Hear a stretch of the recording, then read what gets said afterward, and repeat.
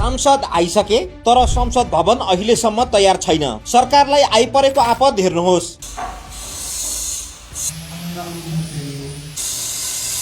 सिंहदरबारमा बन्दै गरेको नयाँ संसद भवनको चटारो सानो छैन।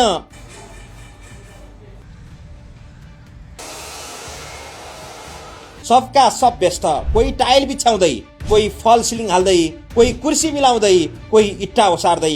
भित्र मात्र होइन बाहिर पनि कोही पार्किङ स्थल बनाउँदै, कोही बगैँचा सजाउँदै। दर्जनौवटा समूहहरू छन्, उनीहरूको आफ्नै दौडधुप छ। नयाँ संसद भवनमा यस्तो देखिन्छ कि बेहुला जन्ती लिएर दैलोमा आइसके तर यज्ञ तयार छैन। बेहुली घरको चटारो भन्दा सानो व्यस्तता यहाँ देखिन्न।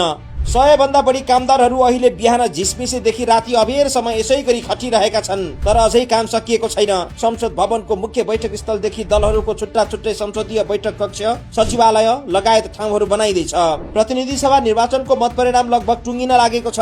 राष्ट्रिय स्वतन्त्र पार्टी रासोपा 2/3 बहुमत सहितको सरकार गठन गर्ने तयारीमा पुगेको छ। नयाँ सरकार बन्ने र नयाँ संसद बन्ने मिति नजिकै जाँदा संसद भवन चाहिँ तयार भइसकेको छैन। अबको एक साताभित्र समानुपातिक सांसदहरूको पनि सूची तयार भइसक्ने छ। त्यसपछि पहिलो संसद बैठक बस्नका लागि यी सबै संरचनाहरू तयार हुनुपर्ने छ। तर काम धेरै बाँकी छ। शहरमा भन्दा सिंहदरबारको उत्तर पूर्वी क्षेत्रमा निर्माणाधीन संघीय संसद भवनमा अहिले काम युद्ध स्तरमा चलिरहेको छ।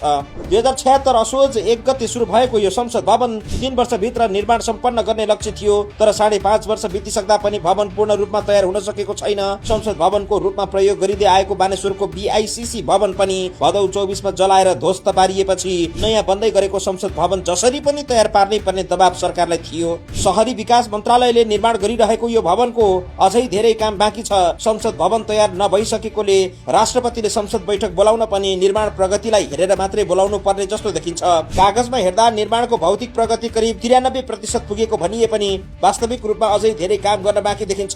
5 अर्ब 30 करोड रुपियाँ लागतमा निर्माण भइरहेको यो परियोजनामा नेपाली कम्पनी टुन्डी कन्स्ट्रक्सन र चिनिया कम्पनी सेकले संयुक्त रूपमा काम गरिरहेको छ।